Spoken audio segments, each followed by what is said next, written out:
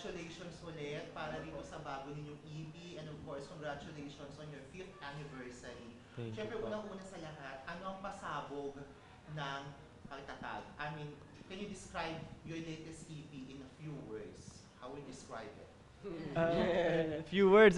Siguro po, actually, yun na, nasa title na, matatag. So, pagtatag po, it will show yung pagiging matatag ni SB19. Kasi it's the second part po of our trilogy. From pagsibol na ina-identify kung sino si SB19. Ngayon po, eto si SB19. Gento si SB19. Gento. Ginto. Bakit, paano nyo pinatatatag ang grupo for the past 5 years? Anong sikreto sa pagiging matatag ng SB19? Siguro po, komunikasyon sa lahat ng mga tao. Yan ang pinakamahalaga. Kasi kung wala kang komunikasyon, hindi mo maipapahayag yung mga ideya mo at hindi mo maintindihan yung mga tao sa paligid mo. So, communication po talaga yung pinakamahalaga. And syempre, pag-unawa sa bawat isa, pakikinig. Kasi kami, as SB19, maraming nangyayari sa buhay namin. Nagpa-perform kami. Sometimes nakakaligtaan namin yung mga bagay-bagay na importante. And nandyan yung mga tao na talagang pinagkakatiwalaan namin na ginagabayan kami. So, yun talaga, komunikasyon yung pinakamahalaga. At isa rin siguro sa highlight guys ng SB19 this year no, is you build your own entertainment na your management. So tell us something, bakit nag-decide ang grupo na mag-self-manage na under 1Z Entertainment? Kasi po, 'di ba, SB19 actually 1Z itinatatag namin, ano ba yun, binild namin siya kasi hindi lang po para sa amin, solely hindi para sa SB19, but for the future of this industry. Syempre, ngayon, nag-start kami para i-explore yung business side nitong 1Z at the same time gusto namin mag-grow pa ito para makapag-nurture din kami ng talents. Katulad namin na feeling namin malaki yung potential po ng netong ganitong industry at syempre yung kung ano yung nangyayari sa amin ngayon, maituloy-tuloy pa in the future. And of course, syempre po kaakibat niya dyan yung we have our own pacing na express namin yung creative freedom namin at nagagawa namin yung mga bagay ng paano namin gusto from the very beginning. Ayun. Ang tanong siguro ngayon ng netizens, why too soon or why too late? Parang it's a mix of bakit ngayon lang and at the same time, parang masyado pang mahal. How do you answer? Honestly, hindi naman po natin, siguro, bakit ngayon lang? Sagutin ko muna yan. Para kasing, meron din po kaming syempreng kontrata, may management kami before, and sinasabi nila bakit maaga. There's no perfect timing naman po sa mga bagay-bagay. If you want to do it, kailangan talaga pag-aralan mo. And this is the actual way of learning it, di ba? Parang try naming gawin na. Kasi kailan pa kami mag-grow? Pag tumanda na kami, natapos na yung career namin, tsaka kung kailan huli na.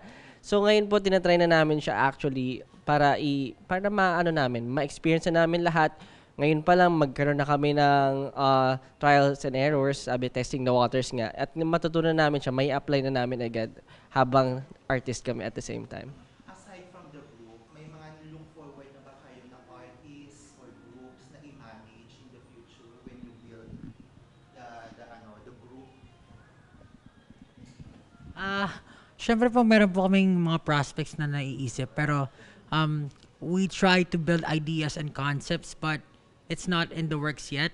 But syempre, definitely, once we get some time para ma-share yung mga ideas namin and yung knowledge namin pagdating sa pagpa-perform, talagang isasagawa namin yan. And syempre, meron silang aabangan na palibagong grupo na kasama sa pamilya ng 1Z Entertainment, di ba? Hindi lang SB19. Wow, may pasabog. Well, speaking of that, let's talk about your world tour. Ano ang kaibahan ng world tour na ito compared sa Waya last year? Ano nga ba kaya Benstel? Yung tour po namin ngayon, well, it's bigger and masasabi po namin na kung sa Wyatt po talagang nakikonnect kami sa 18. Ngayon po mas makikiconnect po talaga kami sa mga taong hindi pa nakakarinig kay SB19. Meron pa rin po, syempre. Like, sa ngayon po kasi, yung Gento na nilabas namin, nahugulat po kami sa mga nare-reach niya. Yung traction niya talagang sobrang lawak po ng naabot ni Gento. And we're very excited na ma-meet po yung mga lugar na yon kung sakali man po. And sabi nyo nga po, may casual pa po bang hindi nakakilala sa amin? Well, meron pa rin po, syempre. Like, sa ngayon po, di naman po namin masasabi na talagang na-dominate na namin yung Philippines talaga. Dahil meron pa rin po talaga masasabi na hindi kilala. Like, hindi pa si SB19 po, hindi pa naman po siya ganun ka-household name talaga. So, parang, yun po ang target namin is to reach more casuals, not only by the name of SB19, but also ma-reach sila ng kanta lang namin mismo. And by that, doon sila mako-curious. Sino kumanta na ito? SB19, familiar ako dito. Ito pala talaga sila. Yun po yung target namin. And yung tour po namin, syempre hindi lang po talaga yung 18 yung target namin. And syempre, yung mga casual din po all around the world na ready makinig ng music at ready tanggapin yung music namin. Kaya yun po yung target namin for this tour. And syempre, pupuntahan din po namin mga countries na hindi pa namin napuntahan before. Possible po yan. Kaya abangan nyo po yan sa mga i-announce namin soon. Bukod sa US at Canada, may pasabog pa palang mga group. Yes po, marami po kaming pasabog na dapat nyo pong abangan dahil ito pong pagtatag na to ay puro pagtatag at patatagan po ng wallet. Alam mo, Stel, when you said those words, parang it speaks so much about you guys being humble pa rin despite the massive success of the group. What makes you grounded as SB19? Si mom and dad po, ground. Hindi, what makes you Nagalitan. grounded? Ano eh. Ikaw. Yung lifestyle namin, honestly, nag-improve in a way. Pero yung paano kami makitungo, paano namin ginagawa yung pagpasok sa work, paano na kami nakipag-usap sa tao, same pa din eh. Siguro, honestly, ako, personally, hindi pa siya nagsisink in sa akin na, ganito na kami, ganyan na kami. Kasi anytime pwedeng mawala lahat yan. Without the fame, without everything, without the music na, syempre, nagbubuhat din sa amin. And kami, SB19, di ba? Parang, ano ka as a tao? Dapat mo lagi tatandaan kung sino ka talaga. Ayun. Nakakatuwa naman. Ngayon pag-usapan natin yung Gento. Quick reaction lang, parang a few days or a few weeks after you release that, nakapasok agad siya sa Billboard Top 10 sales, worldwide sales in digital. Your thoughts on that? And the massive success ng Gento, yung TikTok, yung mga sayaw, ang dami na nag-Gento Dance Challenge. Actually, syempre po, very surprised kami kasi parang at first po, we're looking forward sa sa EP. Kasi po doon mas maraming kanta, parang pero nagulat kami na sa Gento pa lang, tinangkilik na po siya. And nakakagulat po na parang somehow kasi syempre po, we're trying to push din sa TikTok dahil yun po yung uso ngayon. We're trying to do yung dance challenge nga po.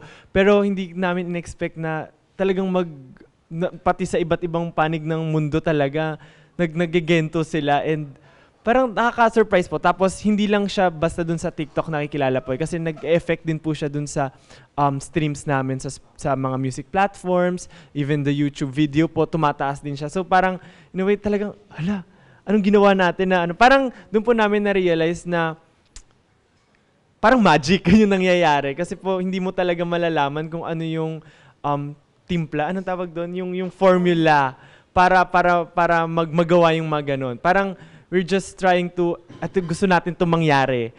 Parang minamanifest lang namin in a way, tapos talagang nangyari siya. So, ayun po, hopefully with the EP, yung lahat po ng songs na yun, the same thing mangyari with Gento, mabit-bit niya. Ayun po. Isa pang tanong ng supporters ninyo, no? Hindi naman sa minimenos yung EP, pero bakit EP muna yung nirelease nyo, not a full album for the 5th anniversary ng grupo? Siguro po, isa rin po yun sa marketing strategy. But at the same time, you cannot, gusto po kasi namin talaga ipakita yung growth ng bawat isa eh. And through that, through cutting it or parang hinati-hati namin, dun makikita mo talaga yung, kumbaga, era na, oy, Sejun era to, parang ganon. Alam niyo po yung mga ganong bagay na talagang batang-bata pa sila nito at may babalikan yung mga fans. And syempre, kami rin as SB19, kapag let's say, tapos na yung grupo or tapos na yung karera namin or mag-retire na kami, mababalikan namin yung time na, oy, ito yung Get in the Zone era, ito yung Pagsibol era, na talagang masasabi namin na kasama namin sila sa sa mga experiences namin sa buhay. So ayun po yung dahilan kung bakit ganito yung kumbaga kung paano namin pine-present yung mga kanta namin. And syempre po nabanggit na rin po naman na yung huling EP namin is entitled Simula at Wakas. Doon po nila malalaman. Ay, next time na nga lang. Pero ayun po. Doon, kaya po namin ginawa to. Kasi, syempre, 666 songs, that's 18 songs. So, 18 yung dahilan kung bakit nandito kami ngayon. Kaya hindi pa kita nalilinig magsalita. Ano Oh. ang konsepto nung buong EP? Kasi parang medyo ano siya iba dun sa mga ginawa niyo before. Karasti, ito ang venue ng press con niyo, sinasabi nga namin parang kakaiba sa mga previous locations ninyo. Parang vibe namin yung dating ng EP. What's the reason behind the rustic attire or vibes? Si Pablo po kasi before before pa nagawa yung EP, he was asking us kung ano yung gusto naming kind of sound na ipasok sa EP. And ayun po, syempre may kanya-kanya po kaming gusto sa music. Some of us gusto talaga yung ballads, hip hop and EDM or house kung ano man. So we try to incorporate it at sa ginawa namin as EP pa. Kumbaga para mag-create siya ng iba-ibang flavor sa EP. So yeah, I think yun lang masasagot ko. O ito, last question. Isa-isa kayong sasagot. Kumusta kayo bilang performer, bilang artist, bilang grupo in the past 5 years of SB19? How would you describe it? Siguro po masasabi ko ngayon, parang for me, ngayon pa lang nagsisimula yung life ko as SB19. Kasi parang right now, yun nga, katulad po, before, nasa ibang company kami. Right now, meron na kaming sariling kumpanya. Talagang bukod sa music na dinidirect namin, kailangan din namin isipin yung future namin and syempre yung future ng mga tao na tumutulong sa amin. Kasi nga, syempre may employees na kami. Bukod doon, parang lahat na experience ko at the same time. Pero tama naman din yung sinabi ni Josh na parang there's no right time. Parang mas mahalaga yung timing kaysa sa hintayin mo na maging ready ka kasi you'll never know when you will be ready. So kami, talagang as it goes by, talagang ine-experience na namin siya kung ano man yung mga pagkakamali namin. We try to fix it. And syempre, doon naman tayo matututo sa pagkakamali. So, ayun. Ngayon, masasabi ko na parang ngayon pa lang nagsisimula yung buhay ko dito sa SB19. Ken, 5 years. What have you learned as an artist, as SB19 member? Siguro po yung hindi ko talaga makakalimutan na learning na natutunan ko sa 5 years na pagiging member ng SB19 is yung patience po. I think isa yan sa pinaka mahalaga sa akin kasi without patience hindi kami abot ng ganito katagal yung perseverance namin sa tingin ko. And madami kang klaseng taong makakasalamuha, madami kang klaseng taong you might kumbaga parang hindi mo makakasundo or makakasundo mo man, and syempre sa ganitong klase ng trabaho meron talaga itong tao. So ayun, natutunan ko maging pasensyoso din sa lahat ng bagay. Yung mga natutunan po talaga as a performer, marami po malawak po talaga yung mga yung mga natutunan ko. Kasi syempre bukod po sa kanila, may mga nakuha ko sa kanila, yun din po may sa mga nakasama namin. Pero siguro siguro yung yung for me po talaga na napansin ko sa akin is mas naging comfortable po ako and nagkaroon ng tiwala po sa sarili when it comes to performing and alam niyo po yung parang presenting myself sa mga tao na nasa harap ko. Kasi before, parang mas importante sa akin yung sinasabi ng mga tao sa paligid. So, kaya nawawalan po ako ng tiwala sa sarili ko. Pero ngayon, parang subukan po nila. Hindi, joke lang naman po. Pero, opo. Ngayon po, ngayon po, kahit ano naman pong sabihin ng tao ngayon, parang hindi ko naman po pinapakailaman.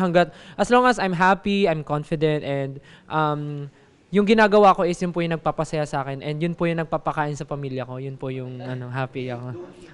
Yeah, totoo po. Parang ang pinaka-importante naman kung ano yung tingin mo sa sarili mo, hindi yung tingin ng ibang tao. Yun po. Yung sa akin po, yung experience ko naman po as an artist, as an SB19 for the past 5 years. Parang ano po namin, yung pagtatag.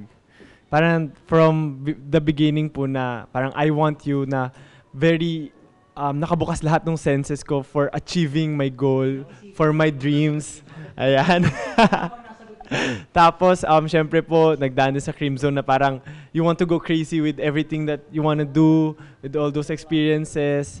Tapos po, syempre may time din na parang ilaw na very overwhelmed ka na sa lahat ng nangyayari. And then, ngayon po na parang tanggap mo na, gento ka, gento si SB19, eto ako ngayon, it's my current situation, kailangan mong tanggapin. And I know po na in the future, parang magiging freedom na siya. We know na parang, pag naabot mo na yung goal mo, parang, yun na yun. Asan yung liham? Yung liham po, hindi ko sasabihin, liham nga eh. Liham. Okay na yun, nasabi na lahat eh. Personal thoughts. Siguro, personal thoughts, yung learnings ko, parang, ano eh, mas, paano ko ba ano to? Tatanong ko sa'yo, sige sasagot nila, how do you handle the pressure of being responsible since kayo nilulook up ngayon ng iba't ibang P-pop group and you have your own management? Handle the pressure. Mahirap na tanong yan, honestly. Pero for us, siguro we're fortunate na kami nilook up ngayon. And dahil nabigyan kami ng opportunity nga na katulad ngayon, nabibigyan ng opportunity yung songs and kami as a group na ipakita ko ano yung meron ng Pilipinas at ang SB19. Siguro mas ito yung pagtatag ko ay ano ko na rin na mas tinatatagan namin yung mga sarili na mas nire-ready namin na since we are one of the flag bearers of the Philippines, gusto namin na parang maging proud lahat ng naniniwala at syempre naglo-look out sa amin and ayun mas mag-grow pa ang industry na ito at in the future makikita natin lahat yung output na kaya natin gawin.